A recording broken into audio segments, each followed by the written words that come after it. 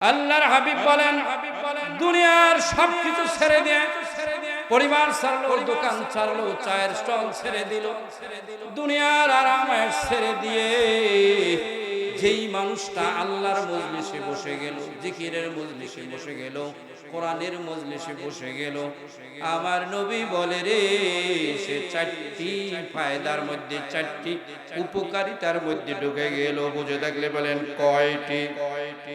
আরো জোরে, জোরসে বলেন। চারটি উপকারের মধ্যে ঢুকে গেল। এক নম্বরে উপকারিতা হইল, আমরা জান্নাতের বাগানে বসে গেছি, চতুর্দিকে রহমতের ফেরেশতা বেষ্টন করে দাঁড়িয়ে গেছে, উপরে রহমতের চাদর দিয়ে আমার আপনার উপরে রহমতের চাদর লটকায় দেওয়া হয়েছে।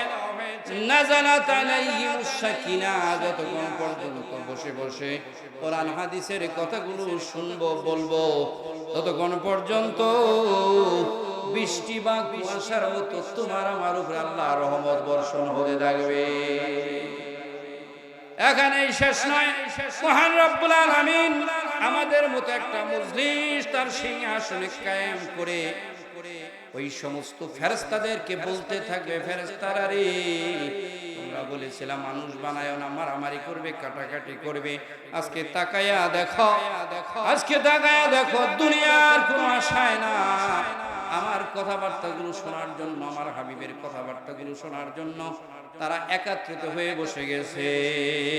আমাদের প্রশংসা, আমাদের স্মরণ মহান রব্বুল আলামিন তার সিংহাসনে করতে থাকবে। বলেন মারহাবা। এই জন্য বন্ধুরা আমার, ভাইয়ের আমার, এই জান্নাতের মজলিসগুলোতে বেশি বেশি বসতে হয়। বিষয়টা কেমন? উদাহরণ দিলে বুঝবেন। আপনি যাবেন ঢাকা, কোথায় যাবেন? কোথায় যাবেন? কি মুখ বন্ধ করে কিনেন কে? মানুষ হলে 3.5 জন মুখ বন্ধ কে? কোথায় যাবেন বলেন? ঢাকা। কোথায় যাবেন? টাঙ্গাইল জায়গায় ঢুকবেন, গাড়ির গেটের মধ্যে একজন দাঁড়ায় বলে ঢাকা, বলে কিনা? বলে না? ঢাকা। গাড়ির ভিতরে কি ঢাকা নাকি? গাড়ির ভিতরে ঢাকা। ঢাকা তো ঢাকার জায়গায়, তার মানে কি, যারা এই গাড়িতে চলবা ওই মানুষগুলোই ঢাকা যাওয়া। বলেন মারহাবা। তার মানে যেই মানুষগুলো দুনিয়ার ভিতরে মসজিদ জান্নাতের বাগান, এই কোরআন হাদিসের মজলিস জান্নাতের বাগান, আলেমদের মজলিস জান্নাতের বাগান, জিকিরের মজলিস জান্নাতের বাগান, এই বাগানে যারা বারবার বসবে, বারবার যাবে, প্রমাণ করে তারা কিয়ামতের ময়দানে জান্নাতে যাবে। আর জোরে বলেন সুবহানাল্লাহ। এই জন্য বন্ধুরা আমার, ভাইয়েরা আমার, এই মজলিস যতই ছোট হোক কোনোদিন অবহেলা করবেন না। পার্থপক্ষে বিনা কারণে অহেতুক ঘোরাফেরা করে এইরকম মজলিস যেখানে কায়েম হয়ে যাবে, বেশি বেশি বসবেন। হাদিসের ব্যাখ্যায় আসছে এই মজলিসটা কতই বরকতের। হাদিসের ব্যাখ্যায় আসছে এই জায়গায় কোরআন পড়া হয়েছে, হাদিস পড়া হয়েছে, আমার মহান রব্বুল আলামিনের জিকির করা হয়েছে। এই কারণে এই জায়গাটা কত দামি হয়েছে রে শুনেন। 40 দিন পর্যন্ত আল্লাহ রহমতের ফেরেশতা এই জায়গায় আসা যাওয়া করবে, বলবে আহারে, আমার বান্দাগুলো এই জায়গায় বসে বসে আল্লাহর কালাম পড়ছিল। আল্লাহর কালাম কি? ইমাম মালিক বলে রে, দুনিয়ার মানুষ যদি আল্লাহরে দেখতে চায়, কারে দেখতে চায়? আরো জোরে বলেন। এমন মেডিসিন দিয়ে আমাদের বানানো হয়েছে, দুনিয়ার মধ্যে দেখার সুযোগ নাই, এরপরেও যদি দেখতে চায়, তোমার সৃষ্টি যদি হয় এত সুন্দর না জানি, তাহলে তুমি কত সুন্দর। মাবুদ গো, তোমারে দেখতে চাই। ইমাম মালিক বলে, এই চর্মচোখ দিয়া প্রভুকে দেখার মতো এবিলিটি, শক্তি আল্লাহ দেয় নাই। যদি এর পরেও দেখতে চাই, ইমাম মালিক বলে রে, সেজন্য কোরআনুল কারীম খুলে কোরআনুল কারীমের দিকে তাকিয়ে থাকে। কোরআনুল কারীমের দিকে তাকিয়ে থাকা না তো আল্লাহর দিকেই তাকিয়ে থাকা। বলেন মারহাবা। জোরে বলেন মারহাবা। বন্ধুরা আমার, ভাইরা আমার, ইমাম মালিক বলে রে, দুনিয়ার মানুষ যদি তার প্রভুর সাথে কথাবার্তা বলতে চায়, কি করতে চায়? আল্লাহর সাথে কথা বলবে।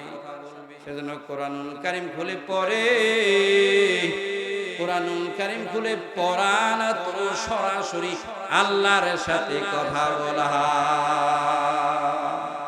লিল্লাহি তাকবীর, নারে রিসালাত, ইয়া রাসূল। আজকের মাহফিল বলেন জিন্দাবাদ। বন্ধুরা আমার, ভাইয়েরা আমার, এই জন্য আমরা যারা বসতে পেরেছি ঠকছি না, দিচ্ছি কম না বেশি, বেশির বাসা হলো যত বেশি শুকরিয়া আদায় করব তত বেশি আরেকটা জান্নাতের বাগানে বসতে পারবো। এই জন্য যেই দিন তুমি একটা ভালো কাজ করলা, ভালো ইবাদত করার সুযোগ পাইলা, সাথে সাথে বলবা আলহামদুলিল্লাহি রাব্বিল আলামিন, লা ইন শাকারতুম লাযীদান্নাকুম ওয়া লা ইন কাফারতুম ইন্না আযাবি লাশাদীদ। যারা ইবাদত করতে পারলা, আল্লাহর বিভিন্ন নিয়ামত পাইলা, যদি শুকরিয়া করব আমার আল্লাহ তোমারে আরো বাড়াইয়া দিবে। বলেন মারহাবা। আর এত নিয়ামত পাওয়ার পরেও যারা শুকরিয়া আদায় করে না, তাদের নিয়ামতকে ছিনায় নেওয়া হবে। যদিও নিয়ামত ছিনায়া না নেওয়া হয়, কাল কিয়ামতের ময়দানের হিসাব দিতে হবে। এই জন্য বন্ধুরা আমার, বেশি বেশি শুকরিয়া আদায় করো। কত নিয়ামত না তোমারে আমারে দিল। চাউলের আইটেম একটা হইলেই চলতো, একটা দিলেন না, হাজারো আইটেম চাউল আছে। কি বলে ঠিক না? কয়ে যারা ভাত খাইতে পারে না তাদেরকে আটা ময়দার ব্যবস্থা করা হইল। ভাত খাবো কিনা, কয় কত আইটেমের সবজি দিল, কত আইটেমের ভর্তা দিল, কত আইটেমের মাছ দিল, কোনদিন হিসাব মিলাইতে পারবেন না। বলেন সুবহানাল্লাহ। পারবেন? কত আইটেমের মাছ আছে হিসাব মিলাইতে পারবেন না? আপনাদের নদীতে কত আইটেমের মাছ আছে কোনদিন হিসাব মিলাইতে পারবেন না। বন্ধুরে এত কিছু দেওয়ার পরে ভাত আবার খাইতে সুস্বাদু না, লেবু দিল, সালাদ দিল। বলেন আল্লাহু আকবার। ও বন্ধুরা আমার, ভাইয়েরা আমার, এত নিয়ামত দেওয়ার পরে আবার দুধ দিল, আবার ফলমূল দিল। বলেন মারহাবা। একটা ফলের আইটেম জীবনে কোনোদিন মিলাইতে পারবেন না। যদি বলি বন্ধুরে কলার আইটেমটা মিলাই দিন, কত আইটেমের কলা আছে, পারবেন নাকি মিলাইতে? যদি বলি আমের আইটেম মিলাই দিন, পারবেন না। একটা ফলের আইটেম তুমি মিলাইতে পারলা না। যেই প্রভু, যেই মালিক এত কিছু তোমারে দিল রে, ওই মালিকের যে চিনে না তার মতো বোকা মানুষ আছে নাকি? কথা বলেন ঠিক না বেটি? বন্ধুরে চোখ একটা হইলেই হইতো, ডাবল কইরা লাগাই। একটা হাত হইলেই হইতো, ডাবল দিল। ডাবল কেন দিল? একটা নষ্ট হইলে আরেকটা দিয়ে তুমি চলতে পারো। বলেন মারহাবা। যে মহান রব্বুল আলামিন তোমার এত কিছু দিল, তুমি রাত্রি বেলায় ঘুমাবা, তুলা গাছে তুলা লাগাইলো, ন্যাপ বানাইলা, বানিশ বানাইলা। ও বন্ধুরে, এত নিয়ামত দেওয়ার পরে যারা তার মালিকের চিনে না, এর মতো বোকা মানুষ আছে নাকি? কথা বলেন ঠিক না বেটি? এই জন্য বন্ধুরা আমার, আল্লাহ বলেন ও বান্দারে, তোমাদের যা দিছি, কোরআনের ব্যাখ্যা অথবা তোমাদের যা দিছি রে, এইগুলা গণনা করার জন্য যদি তুমি সমস্ত সাগরের পানি কালি বানাও, কি বানাও? قُلْ لَوْ كَانَ الْبَحْرُ مِدَادًا لِكَلِمَاتِ رَبِّي لِلْكَلِمَاتِ رَبِّي لَنَفِدَ الْبَحْرُ قَبْلَ أَن تَنفَدَ كَلِمَاتُ رَبِّي। বলেন আল্লাহু আকবার। তাম পৃথিবীর পানি যদি কালি বানাও, দুনিয়ায় যত গাছ আছে গাছগুলা কাইটা কাইটা যদি কলম বানাও রে, তাম পৃথিবীর মানুষ যদি আল্লাহ পাকের দেওয়া জিনিসগুলো লিখতে শুরু করে, আরে আমার এই দিছে, এই দিছে, এই দিছে, কোরআনুল কারীমের ব্যাখ্যা অথবা আল্লাহর দেওয়া জিনিসগুলো লিখতে শুরু করে, আমার আল্লাহ বলে রে, ওই সাত দরিয়ার পানি, তাম পৃথিবীর পানি, সমস্ত পানিগুলো যারা কালি বানাইছ, ওই পানিগুলো শেষ হয়ে যাবে, গাছের কলমগুলো হোতা হয়ে যাবে, বোতা হয়ে যাবে, মানুষ পেরেশান হয়ে যাবে, হয়রান হয়ে যাবে। এরপরেও মহান রব্বুল আলামিনের দেওয়া জিনিস কোনোদিন লেখা শেষ করতে পারবা না। শুকরিয়া শুকরিয়া শুকরিয়া জাহানাই তুমি কত বড়, দয়ার আল্লাহ দয়ার সীমা নাই। বলেন শুকরিয়া শুকরিয়া শুকরিয়া জাহানাই তুমি কত বড়, দয়াল আল্লাহ দয়ার সীমা নাই। তুমি পাহাড় ভাঙ্গা সাগর গড়ো, সাগর গইরা নগর করো, ধনীরে গরিব বানাও, গরিবরে বাদশাহ। শুকরিয়া শুকরিয়া শুকরিয়া জানাই তুমি কত বড়, দয়ার আল্লাহ দয়ার সীমা নাই। বলেন সুবহানাল্লাহ। ওয়া ইন তাউদ্দু নি'মাতাল্লাহি লা তুহসুহা। বান্দারে আমি তোদের যা দিলাম কোনদিন তোরা লেখা বইলা শেষ করতে পারবি না। বাতাস থেকে অক্সিজেন দিলে কি দিল বলেন? আরে 2 মিনিট বন্ধ করে দিলে তুমি আমি নাই। বাতাস থেকে অক্সিজেন দিল, ডাক্তার পারে কি একজনের কাছ থেকে আরেকজনের রক্ত ট্রান্সফার করে 1 ফোঁটা রক্ত বানাইতে পারে? কি বলেন, পারে নাকি? তামাম পৃথিবীর সব ডাক্তার একাত্র হয়ে যদি তারা লিখতে শুরু করে, তামাম পৃথিবীর সমস্ত ডাক্তার হয়ে যদি গবেষণা শুরু করে, 1 ফোঁটা পানি 1 ফোঁটা রক্ত বানানোর শক্তি নাই। বলে সুবহানাল্লাহ। ডাক্তার পারে কি একজনের কাছ থেকে আরেকজনের গায়ে নিয়ে দেয়? ও বান্দারে 1 ফোঁটা রক্ত বানানোর তোমার শক্তি নাই। এমন 2টা চোখ দিলাম, আকাশের দিকে তাকানোর সাথে সাথে তুমি খোলা আকাশের ময়দান, আকাশটা দেখতে পাও। বলেন আল্লাহু আকবার। আরো জোরে বলেন আল্লাহু আকবার। ও বান্দারে এত কিছু দিলাম, বান্দারে যখন তোমার কেউ ছিল না তখন ছিলাম আমি। বলেন আল্লাহু আকবার। মায়ের পেটে দুনিয়ার কোন মানুষের সাহায্য করার সুযোগ ছিল না, ছিল নাকি? ও বান্দারে মায়ের পেটের ভিতরে আমি তোমারে খাওয়াইলাম, যখন তোমার কেউ ছিল না তখন ছিলাম আমি, যখন তোমার কেউ থাকবে না তখন থাকবো আমি। এখন তোমার সব হয়েছে, আমার আল্লাহ বলে পর হয়েছি আমি। কথা বলেন ঠিক না? ও দুনিয়ার মানুষ, প্রভুরে চিনো, মালিকের চিনো। ওর চাইতে পুরা কপালি কোন বক্তা বোকা মানুষকে আছে রে, যেই মানুষটা তার মালিকের চিনল না। কথা বলেন ঠিক না? যেই মানুষটা তার প্রভুরে চিনল না, যেই মানুষটা তার স্রষ্টারে চিনল না, মালিকের চিনল না। কোন জ্ঞানী ব্যক্তি বলে রে, মান আরাফা নাফসাহু ফাকাত আরাফা রাব্বাহু। কোন মানুষ যদি তার 3.5 হাত বডি চিনে, সে যেন তার মালিকের চিনা নিতে পারে। বলেন মারহাবা। এই জন্য বন্ধুরা আমার, ভাইরা আমার, সুযোগ সবসময় আসে না। দিন জীবনের জন্য যেটা যায় ওটা কিন্তু শেষ দিন। কথা বলেন ঠিক না বেটি? হায়াত তুমি পেতে পারো 20 বছর 30 বছর, কিন্তু তোমার হায়াত থেকে যেই দিনটা গেল, যেই শুক্রবারটা গেল, কোনো দিন আর এই শুক্রবার আসবে না। 3 বারের খাবার যেরকম একবার খাওয়া যায় না, 7 দিনের ইবাদত একদিন করা যায় না। ইবাদত করবা করবা কইরা করলা না, আল্লাহ না করুন যদি আজরাইল আইসা বলে। কথা বলে ঠিক না বেটি? কেমন করে ঘুমাও মানুষ, কেমন করে ঘুমাও মানুষ, নজর করে কাজা।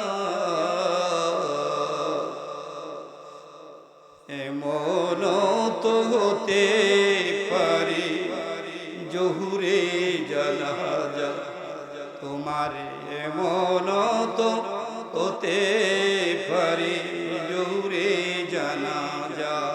কথা বলেন ঠিক না বেটি? আহারে বাড়ি থেকে বের হয়ে যায়, কত সন্তান রাস্তায় লাশিয়া ভিড়ে। কথা বলেন ঠিক না ভাই? এই জন্য বন্ধু আমার, ভাইয়ের আমার, জীবনের সাথে একটা শক্ত সিদ্ধান্ত নেও, আল্লাহর কাজের আগে দুনিয়ার কোনো কাজ নাই। কথা বলেন ঠিক না ভাই? আমার হাবিব বিশ্ব নবী মেরাজে গেলেন। মেরাজ থেকে যখন ব্যাক করে ফিরে আসলেন, মুসা নবীর সাথে সাক্ষাৎ হয়ে যায়। মুসা নবী বলেন, ও আমার নবী গো, আপনারে দিল কি? আমার হাবিব বলে, রে আমার আল্লাহ এমন জিনিস আমারে দিছে, এমন জিনিস আমারে দিছে যা শুনলে তুমি খুশি হইয়া যাবা। বলেন মারহাবা। কয় কি জিনিস দিছে? এমন কি জিনিস দিছে একটু শুনায়া যান। আরে এমন একটা ইবাদত আমারে দিছে রে, কিয়ামতের ময়দানে সর্বপ্রথম যার হিসাব হবে। আচ্ছা বুঝে থাকলে বলেন, সর্বপ্রথম কিসের হিসাব হবে? হ্যাঁ হ্যাঁ, কিসের হিসাব হবে? কিসের হিসাব হবে? কিসের হিসাব হবে? কিসের হিসাব হবে?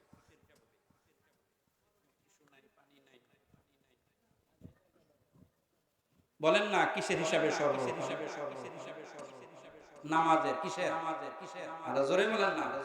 এলাকায় নুরানি মাদ্রাসা নাই?